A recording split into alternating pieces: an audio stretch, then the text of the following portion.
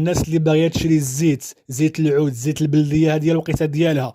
اولا الناس اللي كيشريوها ردوا البال. كاينين الناس ما كيخافوش الله، كيخلطوا الزيت الروميه مع البلديه. اقسم بجلاله الرحمن والله شاهد على ما اقول. لواحد السيده، واحد المراه كبيره في السن اللي قالت لي اولدي شفتهم الا كيخلطوا الزيت وكيبيعوها للناس على اساس انها بلديه. جيت نعطيك واحد الطريقه اللي هي معروفه بزاف ديال الناس كيعرفوها. عندنا هنايا الزيت البلديه، وعندنا هنايا الزيت اللي هي بلديه مخلطه مع الروميه. شحال من واحد غيقول لك راه غير من اللون باينه، راه تقدر تشريها في واحد البيدو مخبع يعني ما كيبينش، وتقدر مثلا يبين لك واحد ليطرو راه مزيان ويعطيك 50 طرو راها عيانه. طريقه سهله وبسيطه، غير بالتليفون ديالك غادي تعرف واش الزيت بلديه حقيقيه او لا.